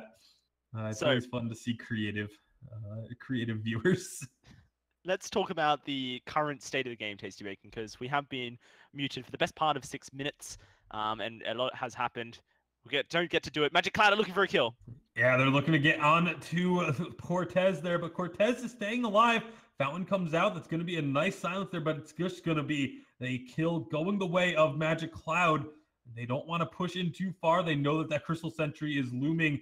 Look, my VG Pro going to get caught up in the forward barrage. Cobry going to position himself to block the last couple ticks of that damage and save his captain. However, Cortez is going to be going down. Kiyoe just rose offensiving right over top of Cortez and taking him down. I've been very surprised at the way this game has played out, and perhaps this petal with the Black Feather is just too strong for the Sky and the Glaive to deal with. XL got such an early lead and weren't able to really get any objectives off it, but a huge rotational misstep from XL allowed Magic Cloud to get that turret, a single killed in a trade for 2. And from that point onwards, they've been able to snowball. Broken Myth completed on Calbury here. It is huge for him. Cortez is close, 300 gold away from it, and should be able to finish it soon. But this pedal has just maintained advantage over Sky, which you need to do because you are going to fall off into the later stages of the game. XL aren't out yet, and I think that's worth noting. Magic Cloud sure have shown a lot of power in the early game here, Tasty Bacon, but their power will certainly fall, and they need to be snowballing the game even harder than they're doing yet, which means that they need to be going and looking for those crystal sentries. They need to be aggressing into XL's jungle and trying to get a vision down and clear out the vision that XL has, or else they're going to find themselves perhaps falling behind later on in the game. It's very interesting to me that both teams started this game, very passively, just kind of trying to get a feel for each other. But now all of a sudden we're seeing these super early infusions come out. Kiyoe and Aroniak had these level 6 and level 7 infusion. Cobry just purchased another infusion here at the 10-minute mark. And they are really looking to start going even more aggressive, perhaps, than they have been. And like you said, Dowsy, that's exactly what Magic Cloud need to be doing. They catch Aroniak out, afterburn to safety. But now they can see about perhaps trying to get some damage onto this turret. They need to be careful with Cortez coming back. A lot of that forward barrage is going to get soaked up by the Munions from Petal. And that's going to allow Magic Cloud to sort of reset this fight a little bit and see if they can find another angle to engage from. This 3,000 gold is starting to become an issue. Kioi on this Black Feather. Look at that. Very interesting. The prioritization on his defensive tree. He might sell it just now. No, he's going to keep it. Double armor, a tier 1 and a tier 2 in his inventory. Realistically, disrespecting the damage output that Cortez has at the moment and saying that he's not going to be bothered by it. He really just wants to survive against what Aroniak is putting out on this glaive. And if you look at what Aroniak is putting out, he is still sitting on 2 damage items, isn't being able to skyrocket his build towards a 3rd just yet, which will mean that he is also prioritizing Aegis and trying to get that online as quickly as possible. Cortez won't be able to prioritize defensives just yet. His inventory is pretty full, so unless he makes space with that pot and goes for some shielding of his own, then it's very likely that that Colbury on this pedal is going to have a field day against the Sky. And if that's all Colbury is able to deal with is the Sky, then that's a pretty huge win for Magic Cloud, because if they're able to take down Cortez's Sky, then in theory they should also be able to 2v2 this Glaive and Lyra. A free gold miner for them is just going to accentuate the gold lead that they have at the moment. And you have to feel that XL, whilst wanting to try and scale up their composition to late game, are slipping so far behind that the next team fight, if it's lost, equals tier 2 and possibly even choke point turret. And if it's further on in the line, then it's a free Kraken. Yeah, well, they're going to be looking for this engage onto Colbury. Nice reflex block to prevent the stun. Aroniak going to be engaged on. There's a big blast tremor. Gets blocked. The echo comes through, though, and they've got the big silence. But Kioi is going down very, very low. However, has the damage to get the kill. Using his teammates to body block, Cortez is going to find 1 kill. But it's a 1-for-1 trade thus far. While Cortez still wants more, those Munions going to be blocking out a lot of this forward barrage, however, and preventing a lot of that damage. And now needs to be careful. Nice Surrey strike to reposition. It's going to leave Nomad Vagabond a little bit vulnerable. Look, my VG Pro gets onto the Lyra, but the heal comes out. And that's just going to be a 1-for-1 trade whenever all is said and done. Not too bad for XL. They will be happy for 1-for-1 trades because there's nothing Magic Cloud can get off it. And it is a bit of gold going into the pockets of the side of XL, which they so desperately need. Aroniak in this lane against the Black Feathers struggling to deal with him, and you can just see he has to play defensively at this point. Doesn't have the defense to deal with it, does not have the offense either. Kioi also going towards a tension bow on this Black Feather, which is a build that we've seen pretty popular on tier on 2.6 Tasty Bacon. I'm sure it will disappear as we update, very later on the line as far as competitive gameplay is concerned. But as it stands right now, the tension bow on Black Feather is seemingly to be a pretty good item. It's definitely one that a lot of players are enjoying. And that extra pierce, that 12% pierce, is very, very strong. It's why tension bow has been so popular. It is going to get changed. It has been changed in the live update, but it's yet to be seen. I mean, obviously, previously it hadn't been used very frequently until that extra 2% was added onto it. Now it's been taken away. We'll see if it does go back to the state it was in previously. However, Magic Cloud currently in this game, they are down 1 kill, but they still have themselves a solid gold lead, thanks to the way that they've been able to farm, steal away some of these jungle camps, take that turret, take these gold miners. Another objective-focused play has been able to get them a lead. Look, my VG Pro also obviously went for that Null Wave Gauntlet a while ago. It's the anti-fun build is what I like to call it, because it's just, you don't have fun when you play against it. The triple, essentially, silence onto a captain and preventing you from being able to do your job is so frustrating to try and deal with. Wonder what is Colbury building an alternating current here? It's very interesting on the pedal. I can certainly see the reasons for it, but I'm not sure if it's the item progression that's going to allow you to have maximized damage in the late game. Either way, we'll have to see how it goes out for Colbury. Cortez has finished his Eve of Harvest now. Hasn't been able to get the monetary necessary for infusions, and which is a huge problem because the entirety of Magic Cloud are infused at this point. One thing that Sky likes about Petal, even though she doesn't like Petal, is the fact that broken myth stacks, but a fight breaking out. It's a big fight starting up. Cobry is going to be taken down very low, but the spontaneous combustion will keep him topped up as they take down Aroniak. And now the big silence. There's going to be the stun, and that's just an easy chase down onto the Lyra. Can they finish off Cortez without falling themselves? Absolutely. With the feint of heart, finalizing that kill with a big burst of damage. Excellent fight there from Magic Cloud. Yeah, and like I was saying, Petal allows for Sky to stack up her Broken Myth very quickly because the Minions and the Seeds actually stack up your Broken Myth. So it's something that XL were looking to use. Their Cortez was stacking up, had it at 3 stacks before Aroniak dived in, and Aroniak just saw blood. And I actually think it was a premature engage, especially considering that there was just no infusions on the side of XL. They did not have the damage. They're behind in gold, and it's after 15 minutes. The Kraken has spawned. Now they have to play defense, and it's the choke point turret, the first one on the line here. I'm fearing for XL's chances to hit this late game that they so desperately want to. Aroniak looking to get himself a monocle, it seems, or maybe a tornado trigger since he has no attack speed. It's not going to happen just yet, and it won't be available for the next team fight. The next team fight is where it all lies for XL, and currently it's looking pretty good for Magic Cloud to push this turret and get at least 2 on their troubles. Yeah, it's going to require Cortez able to get stacked up, but it's going to get a little bit of damage there onto the pedal, but this turret is going down so quickly. Is there going to be an engage coming out? It doesn't look like XL want to. That's the smart choice from them, is to stay back and just try and work on this Kraken as much as they can. As Magic Cloud doesn't really have a way to engage themselves aside from using a Blast Tremor and then having Catherine try and go in on someone. So they're going to be happy with just taking down that choke point turret, as Kraken will fall to the side of XL. But the base has been opened up, and Magic Cloud can start putting a lot of pressure in through this jungle. They take down that sentry, and that's only the first death of that sentry, though. So it's not going to be enough to make this a safe route for them, but it's definitely makes things a lot more difficult for the side of XL now.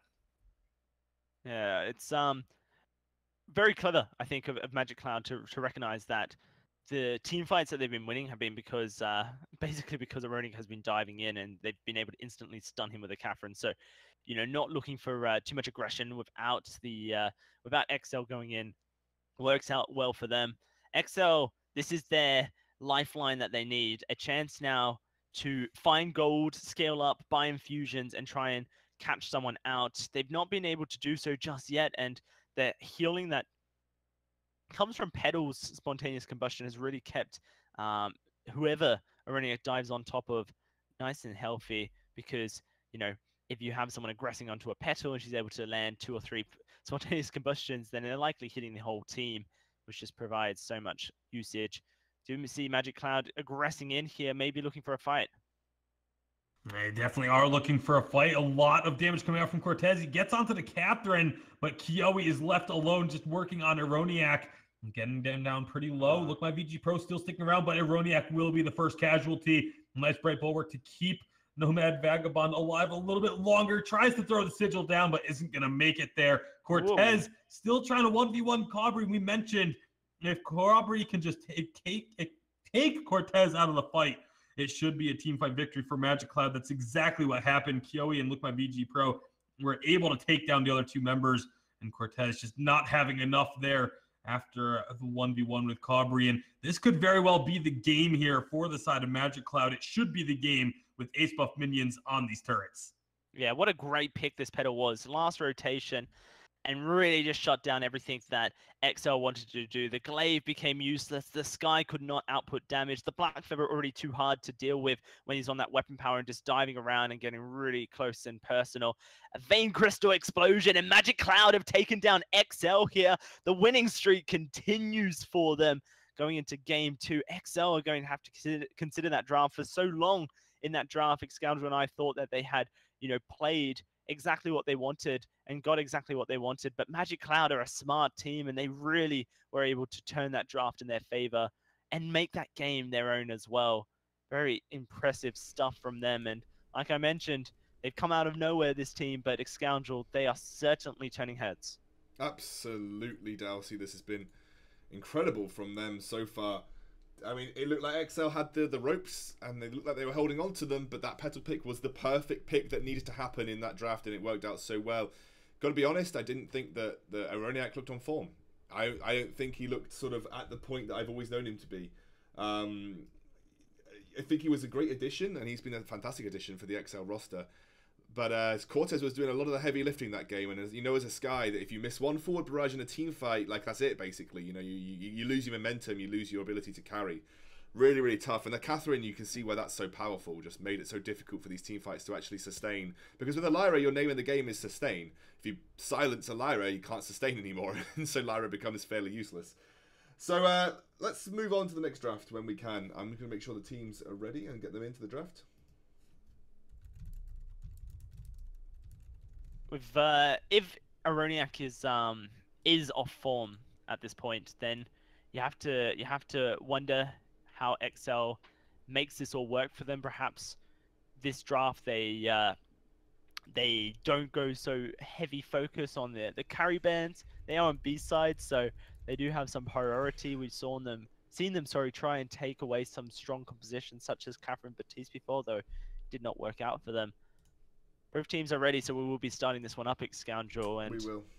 I'm very interested because on B side I think it's harder to dictate the direction the draft heads as an overall, but you can certainly throw a spanner in the works midpoint. Yeah, apologies by the way, guys, for the loss of sound. I run what's called a virtual sound meter, which basically gives me a virtual mixer.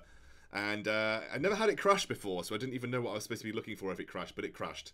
Unfortunately, the problem is that when that crashes, all of my sound goes through that virtual mixer, which means we end up losing the sound. The only sound that doesn't go through is the game sounds from my Elgato capture cards, so you probably still heard the game sounds going on. Right. So, we are into the draft now, and I believe it's Magic Cloud this time on the A side. They are going to ban the Idris this time round, and that might force XL to consider a Baron ban, although Baron was on the cards the entire time last time, and that wasn't the case. Yeah, very interesting to see no priority on the Baron here on 2.6 whatsoever. But maybe on B side, it's something you consider. No, Grace going to be banned away here. Very likely this is to try and force a Lyra pickup. However, XL didn't look so hot on the Lyra compared to the Catherine, so it's very possible that Magic Cloud just saying, you know what, we'll take that Catherine instead. Yeah, that might be the case. They're going to go for the Batiste, which might actually... I love it might force a Catherine ban or a Catherine pick here for XL. You feel like that has to be the case. If I were Nomad, I would maybe even stick to Lyra for himself and then just ban the Catherine. Yeah, I can see the... or Vox, or I could take Vox here. You know. XL are going to consider it. It really depends on if they shot themselves in the foot by banning away so many carries, Scoundrel. Catherine will be locked in, and I think that's a wise pickup here. Now if you're the XL, probably forced to ban away the Lyra just so that you either force the Batiste into the captain position or at least not give two strong heroes in the meta over to them in their key positions here. However, just this Batiste pickup alone. Calvary's Sky is very good. I wonder if this is a game plan to force XL to pick up the Catherine and make a Sky a better pick for Calvary. Everyone is taking their time here. It's a big when game. Drafts go like, yeah, this is a big game. Black Feather, okay. Allows the Sky to be open. You feel like you ban Vox's Magic Cloud here, I guess. Or Baron. Yes, or Baron, but I mean, XL had the opportunity to pick that early on and didn't, and I don't think Aroniak plays it. But we know Aroniak plays Vox, and I wonder if Magic Cloud feel the same way. Okay. Baron does get banned. Even if you you don't necessarily know that Aroniak doesn't play it, it's still an important ban. Yeah, absolutely. Vox gets locked in, which is obvious. I think very obvious that would come through. Where does that leave us? Without a Black Feather in the lane, you know, some people have been picking up Ringo, some people have been picking up that Gwen. Kestrel is probably the best pickup here for the side of Magic Cloud. If I would agree. On it. I would agree. I think Kestrel's just best here. It's the next best weapon power carry. And then you can take Sky as well, but no, Ringo. I feel like I can't analyze this draft, Scoundrel. Both these teams are playing on a level that's just so off the meta and so off the wall for 2.6. I think the first half of the draft was fine, and I was with it all the way up to Ringo, because Vox is something that I know that Aroniak plays. The Baron ban was more of a, like you said, you have to ban Baron out of respect at this point because you don't really have anything left to shut him down. But I think I knew Vox was going to get prioritized for Aroniak. The Ringo pickup is interesting because I felt like there were better options on the table, but it's very similar to the way that Magic Cloud like to play. Just like they like to be dominant from that position. And that's so cool. This Scarf pick here, because I think you can't pick Sky. No, you can't pick Sky, but you could pick Samuel. I really just like the Samuel into Scarf matchup. I think you need something that can be a little bit more proactive than Samuel kind of offers. Koshka is bad. Koshka, no, that's because it's bad because of Batiste captain. Oh, I like that a lot because you're basically matching Scarf blow for blow, and Celeste is bloody good against Batiste. Yep. The one thing that Batiste really struggles with is ranged carries that can slow him down, and like a Scarf or a Celeste could, and that's probably why Scarf was in half picked up here for Magic Cloud, because he's a good pick into the Batiste. So very interesting here. Wow. Who would have thought it? 2.6 Tasty Bacon, Batiste, Ringo, Scarf on one side, Catherine, Vox, and Celeste on the other side. These teams have certainly brought a show in the draft, and now hopefully they can do so on the Rift. We are going to be jumping onto the Fold. The Fold? Same. Don't worry. That's what I said, right? Yeah, I didn't hear anything else. I heard these champions are good. Yeah, there's a bit of a laughing out loud right there. No, it's all good. It's me. I'm trolling. Right, we're going to be heading into the game right now. Dalsy and Tasty Bacon. It is the Celeste for Cortez here, so that's a big pickup for him because specifically he does like to play and he's got very strong opinions on the Celeste. It's time to put his money where his mouth is and try and show us some real moves. Yes, for sure, Tasty Bacon. This is it. XL winners bracket final now 0-1. Favorites, I called them, but in that last game it looked like a Magic Cloud Fiesta, a show that they were putting on for us. Now they're looking to try and take this series 2-0. And we'll see if they can do so, Dowsy, as they are on to the Fold for game number 2.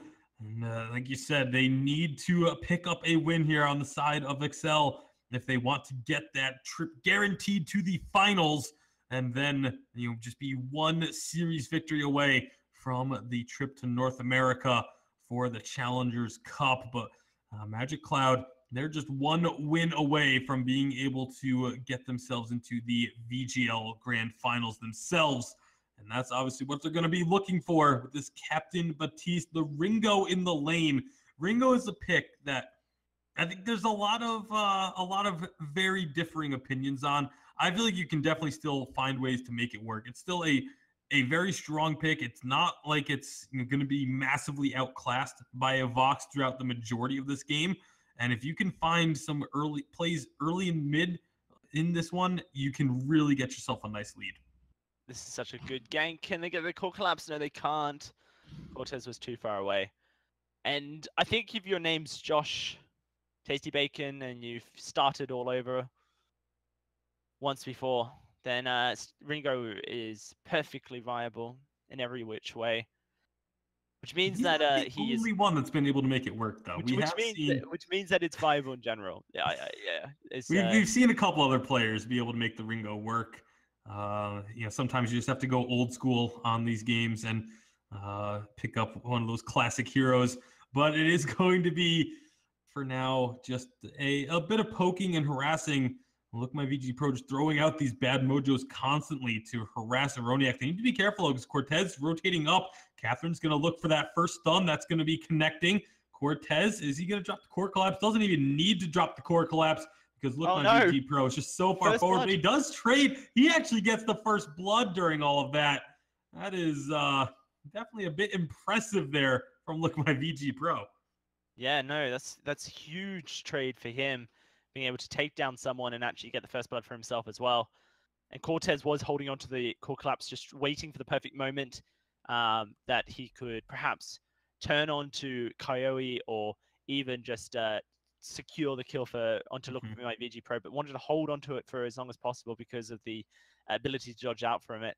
I actually think that Ringo in this composition works really well just because of the range advantage he has over Vox. There's a lot of early game pressure that a Batiste and a Ringo can put out, especially in the lane into a Vox. And considering they've got such great late game on the Scarf, and they're also Cortez and on this Celeste and Aroniac on this Vox are looking to scale up significantly before they put out a lot of damage, Tasty Bacon. The win conditions for Magic Cloud is Snowball, and they have the tools to do so. If they're winning the early to mid game, then the ability for XL to get back into it dampens. And we've already seen from Magic Cloud that they're very good at holding their leads and pushing back and holding someone back as well. So, the Ringo into this composition, into what was drafted, has a lot of power, but does rely on perfect positioning. There is that stun on Merciless Pursuit from the Catherine, which can allow for CC lock when you combine it with the core collapse. And it is a little bit worrying, but so far, so good for Koyoe. His positioning in the lane has been pretty safe. Yeah, Roniak's going to get stunned up, but Kyoe's not in a position to try and capitalize. They both have a fair bit of sustain. Roniak just naturally with the Poison Shiv, and Kyoe had bought 4 potions on his last trip to the shop. So they're both going to be able to stick around for some time. Eventually, Kyoe will be the first to run out of that sustain, though. So you look to see them maybe try and make a play before that happens. Try and get some good damage onto this turret. The goop will go down onto it too, just for a little bit of a few extra ticks of damage. And I love to see when teams will make this rotation, especially when they have a scarf, and just put that goop underneath the turret. Just every little bit of chip damage you can do onto the turret is extremely useful. It just makes it that much easier to then take the turret on a subsequent push. So I'm really glad that Magic Cloud are looking for every bit of damage they can find. I would see if Kyoe's going to go back in. It looks like they want to try and push up for another wave. Even though Aroniak did recall, he didn't actually get much off of that recall. Didn't have a whole lot of money, but Kyoe, his next trip to the shop is going to finish off that Sorrow Blade, and that's going to be huge. Yeah, really great stuff for Kyoe. Aroniak looking for a reflex block as soon as possible, so we'll have to visit the shop now that he has that 400 gold to convert his Oak Cart into one. Kyoe going to be building towards what seems to be a breaking point as his next item, so he can get those stacks winding up. So much early game power for the side of Magic Cloud, and they have this scarf now with the Frostburn unlocked, whereas Cortez has not been able to finish his own because he's invested in some extra items such as a reflex block and an energy battery as well. Magic Cloud may have caught XL out of a rotation once more. This is the second time in 2 games, and this turret is going to take so much damage for it. Yeah, they're not quite going to be able to take it down just yet, but they can perhaps find a fight here. Aroniak going extremely low. He's going to have to back out entirely. Nomad holding onto this fountain, but that turret is 1 minion wave away from going down. Excellent job by Magic Cloud to recognize that they had a rotation on Excel and take advantage of it. Look, my VG Pro is going to get chain stunned, but it's Nomad that falls first. The damage from Kyoe is just massive. The turret is going to go down. It's 1 kill and a turret. Magic Cloud finding an edge. Both fountains still active as well.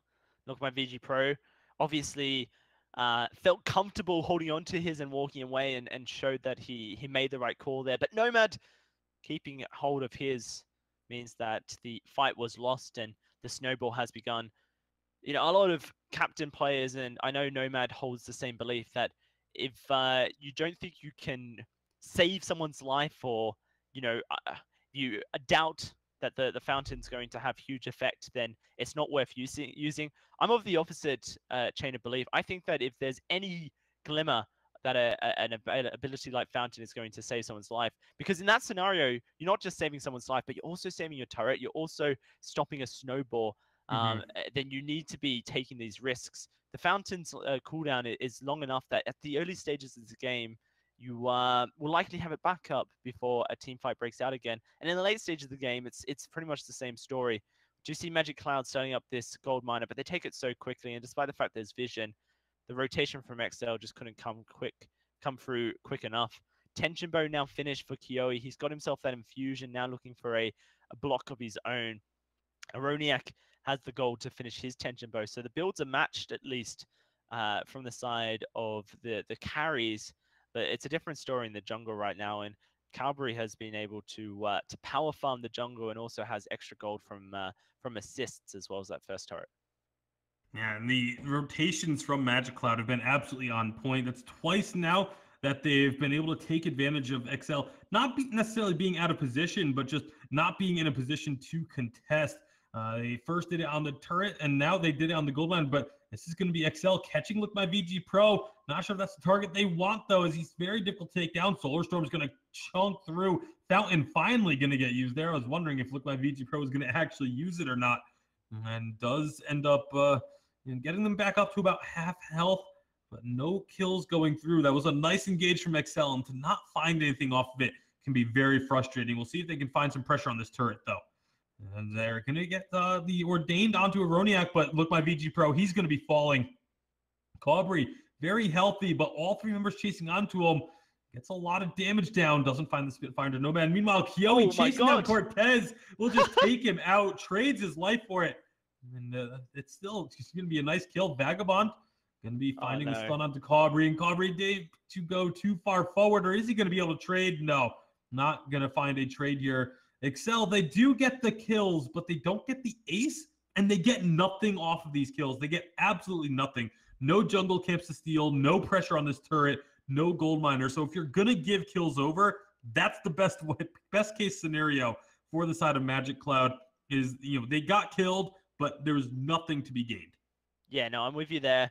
It may not be the perfect play, but it's not a play that loses a game here. Kiyohi, that all in engaged to take down Cortez. Pretty much the reason that the turret wasn't at risk, and it didn't really matter what happened with Cabri after that point here. XL shown that they have the ability to turn fights around in their favor, but I feel like that was more of a mistake. Oh my gosh, it's Cortez just caught out in the jungle. Speaking of mistakes. Yep. It's a mistake by Magic Cloud's path, because like you mentioned earlier on in the fight, are they going to use the fountain? It didn't come through. Is this going to be a steal? No, it's not going to be.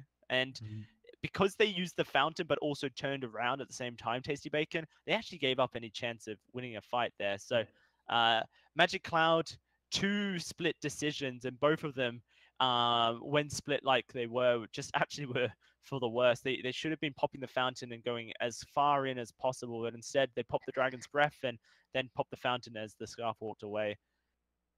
Very strange play from both teams, I think. But it currently stands, it's still a lead for Magic Cloud by about 3,000 gold. If they can continue the snowball in their favor, then they're not going to be in a bad spot. Yeah, not at all. Kiyohi did go for the Tension Bow second item and is now looking for a Tornado Trigger. This is something we see more often than not on Ringo, is the Tornado Trigger pickup instead of like the Tyrant's Monocles or even a Breaking Point. Is they just want that attack speed and a bit of crit. A lot of burst damage can come out of a Ringo when he has that hero perk active, and the guaranteed crit. That's going to be Hellfire Brew on Cortez. That gets blocked up. Not going to be doing a whole lot of damage as a weapon Ringo, but it does have Cortez still split from the rest of the team. You can see Kiyohi really wants to find an opportunity to get into Aroniak, but he needs to be careful. Now he's very far forward on his own. Mad Vagabond can't quite chase him down with that stun, though. And it should just be both sides sort of backing off a little bit. The one issue with having a Ringo on your team is when you don't draft any form of healing for the Ringo. Currently, Poison Shiv is in such a good position. It allows for you to self-sustain yourself, as well as provide the mortal wounds onto your opponents, which means that for Kiyohi, he has no self-sustain. None of his allies can sustain him apart from through a fountain. And that fountain's healing is going to be cut down by 33%. Kiyohi can't realistically build a Poison Shiv. When you are playing a hero like Ringo, you need to be prioritizing the crit, and you can see that's exactly what he's doing. A Tornado Trigger coming through here. But without any sustain, if these fights aren't won essentially instantly by Magic Cloud when everyone gets to each other, then it can be a bit of an issue. They need to be playing aggressive here, Tasty Bacon. With the Echo for the double fearsome shade, they certainly can do that. Cortez going to get ordained, just trying to keep him at bay. Cortez with these Helios is doing a lot of damage. Nomad's going to come very close. Dragon's Breath gets channeled, but immediately canceled. And that is not what Magic Cloud want. Excel, they need to take advantage of this, but they haven't been able to. And now with Kiyohi coming back from the base, they're not going to be able to. And so that was definitely a big missed opportunity for the side of Excel. Magic Cloud kind of catching a break there. Yeah, I think so as well, because the turret could have easily been pressured with the Celeste. She's level 8. She's past level 8. She's doing so much work with the Heliogenesis. Yeah, she's level 12. Another gold miner goes over. XL not looking like the team that we've praised for decision making and great team play right now. This is a team that, something's going on behind the scenes, and obviously it's not our job to speculate, Tasty Bacon, but it's certainly hurting their play right now. Magic Cloud, however, let's not take away from them. These guys have been executing perfectly. It's not even the mistakes from XL that are getting them ahead. Their own macro rotations, their ability to take objectives without contests from their opponents has been so great. And it's being enabled by great vision from Look My VG Pro. He has just been laying the vision down continuously and getting control of the map. And it's allowing them to make these plays that have just worked out so huge in their favor. 4,000 gold, but only 4 kills to their name. It's looking so good. And another siege going to start up here, but here comes the engage. Hellfire Brew is going to be blocked once again, but there's a nice fearsome shade, and Kiyohi just doing so much damage to Aroniac. Solar is going to come through. Doesn't quite find enough damage that they need. Nomad Vagabond somehow gets out alive, and the Fountain still being held by Look My VG Pro. They are not committing to this fight when I really feel like they could. They're finally going to use Fountain to bait them in. Aroniac is going to fall. Nomad Vagabond should be going down as well, but the reflect damage doing quite a bit to Kiyohi. He has to back off. Cortez is high on health but low on energy. Cobri is going to be low on health and energy now. Is this going to be turned around? Nomad Vagabond gets sniped with a blind shot. Now Cortez is going to be in a world of trouble. Immediate push up from Kiyohi will find the kill. Excellent job by Magic Cloud. Excellent. That's exactly the word that you can use. They played that so well. They baited XL into a false sense of security. You were wondering why they weren't pulling the Fountain. Well, XL were wondering, how have they not? Surely it has happened. Maybe we missed it. And they went in. They were baited. They lost their lives. Excellent juking from the side of Magic Cloud. And look at this play. They know their objective control is so strong with a full crit Ringo who's just got so much attack speed with a scarf as well. They're taking this Kraken right down. And XO are none the wiser, starting to move up, but they are nowhere near close enough to be able to steal this Kraken. It gets unleashed instantly. And now Magic Cloud with a huge gold lead are looking to take down XL with a 2-0, push towards the base and see if they can't just find themselves in the grand finals of the VGL for the first time. The craziest thing about this is Excel has not been playing the team fights poorly. It's just then Magic Cloud had such strong objective and rotational play that when it comes time for these fights, they just have a slight edge in terms of itemization. That's what's able to win them the fight. I mean, look at Aroniac. Aroniac is 5-1-0. He has been playing phenomenally, but Magic Cloud has just been able to take objective after objective, and it's allowed them to be able to just eke out the team fight wins. The block onto the Hellfire Brew is going to prevent that burning damage, but Kraken is on this turret. Cobri throwing Spitfires and Goops at the turret as well to take it out quicker. Fearsome Shade comes through. Cortez is so low. The Fountain will keep him alive as he gets to the Sanctuary. Dragon's Breath, however, forces all of them to the Sanctuary. They're getting on to the turret. That's going to be one down. Fearsome Shade is available. Like you said, they're going to be looking for it. That's going to be a big Solar Storm, though, and Cobri is just dead. Or, sorry, Kiyohi's just dead. Now Cobri is too. Look, my VG Pro is going to be falling. Throws the Fearsome Shade to keep himself alive a little bit longer. Kraken has already gotten through the second turret, but they is going to be an ace for XL. This game will continue at least a little while longer. 3 turrets taken. Magic Cloud will be very happy with their push there. continuing to grow their gold lead and their advantage. But for the side of XL, it might just be a chance to get something in return. You see them charging up the lane here. They want to try and take down this turret here, Tasty Bacon, and just equalize the gold standing in that little trade, and they'll be able to do so. Good play, good understanding of the def timers at this 17.5-minute mark, but such excellent play once more from Magic Cloud to be able to force that play there. Did get a little bit too cocky, and the double silence, the echoed Catherine, very hard to deal with, especially when the reflex blocks from your carry, your jungler, just weren't quite there. You know, Koyoe could have done it. In fact, I love this. Double reflex block from Koyoe. That's exactly what's necessary. He's already got the Aegis. He just needs to be able to block up the silence, perhaps even the Solar Storm. It was what's took him down there, and Koyoe taking down this second reflex block is such a good idea for it to be able to block things up for himself. So I'm liking it. Perhaps you even see Look My VG Pro itemize into one as well, but considering the fact that he's going for armor, it's very unlikely that he gets a second for himself. These fights have been so fun to watch, and Magic Cloud, they've truly entertained me with their game style here. The next team fight is so crucial for XL. They need a win so desperately. I don't think he has been spotted where he is currently, but now he will be forced to fall back.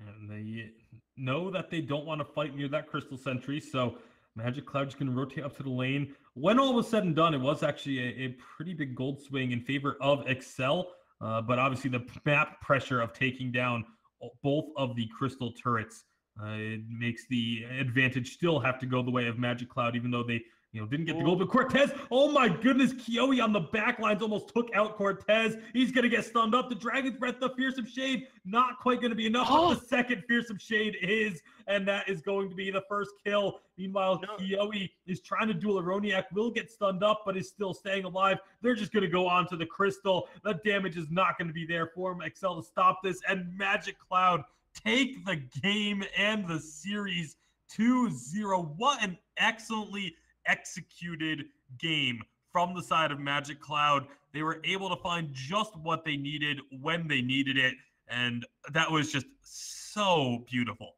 And I missed it being purchased right towards the end, but Koyoe even finished his reflex block into a Crucible Tasty Bacon just to provide extra reflexes to his team. I didn't quite see if he was able to use it in coordination with Look My VG Pro right at the end to block up a key amount of abilities, but his flank onto Cortez won them the game in that team fight hands down. I have been so impressed watching Magic Cloud games. Once, like I said, I don't know where they came from. I don't know how we haven't seen these guys perform so much better in VGL before, but this current team is making such great decision makings, and it's getting me all excited, Scoundrel. All right, well, I know how to excite Dalsy for the future, which is something, if you watch my tweets, I'm very concerned with.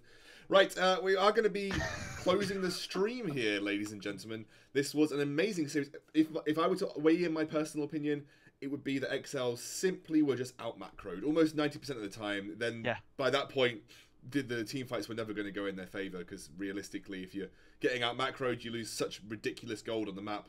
And it's always that first turret. XL always caught unawares from that first turret, and losing that first turret is just so devastating if you get it lost early, because you lose so much map pressure. You no longer have a safe haven in lane, and things start to drool towards the enemy team. But massive credit to Magic Cloud. They just look an incredible team, and probably the best that we have in the VGL right now. Even I think XL will be now preparing for Team Queso, and then looking back over these VODs and saying, what have we done that we can improve on? But Magic Cloud, they are the team to beat. They are the team that are currently sitting in the grand finals and are just one series away from going to the Unified Western Live Championships to face up against the winners of the VIS, which thoroughly excited for, by the way, because I've never seen the Challenger Series in Europe look this good from at least a couple of the teams. Because VIS, let's be straight, VIS generally is better quality. Like I don't want to sort of say it, but in terms of fired. We're getting Tomic in here. Shush.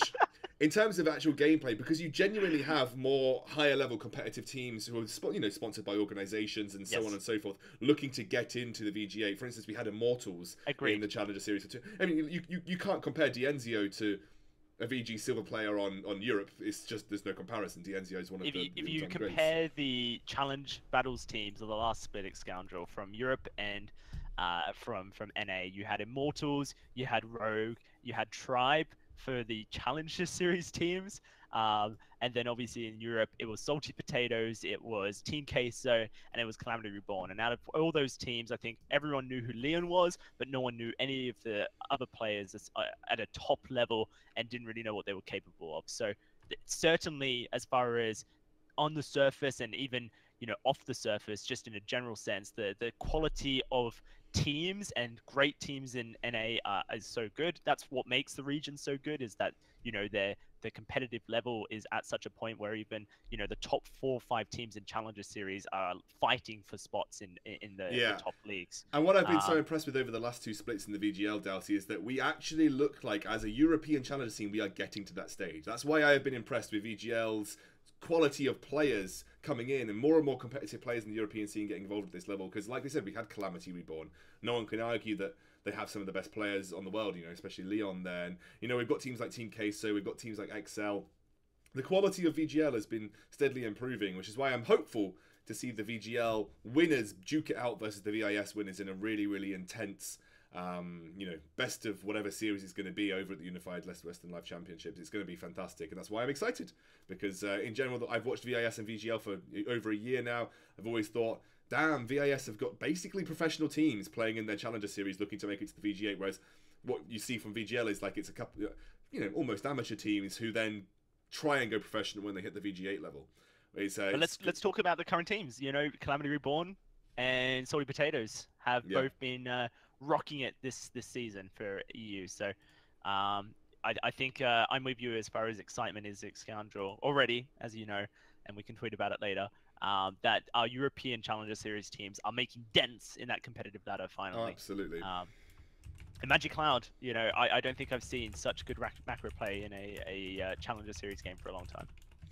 Yeah, I think Magic Cloud looked fantastic that game. XL will have to reset. They're coming back tomorrow. They'll be our second series of the day.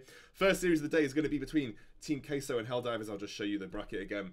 We'll have the winner of that then take on XL Esports in the losers consolidation final, and then we'll have the grand final to decide who's going to go to the Unified Western Live Championships, with Magic Cloud sitting there quite nicely, quite happily, and kind of untouched at this point in time too. So that'll be it from myself, Tasty Bacon, and Dalsy for this evening. I hope you have enjoyed the broadcast, and we will see you soon. I'm on fire.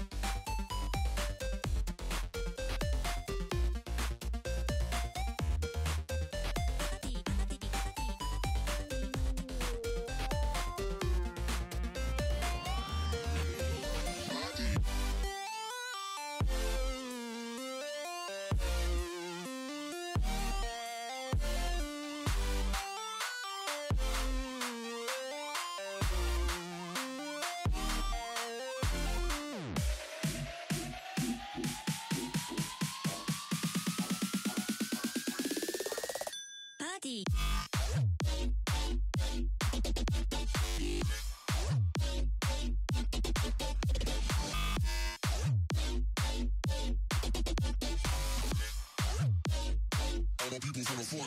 Party.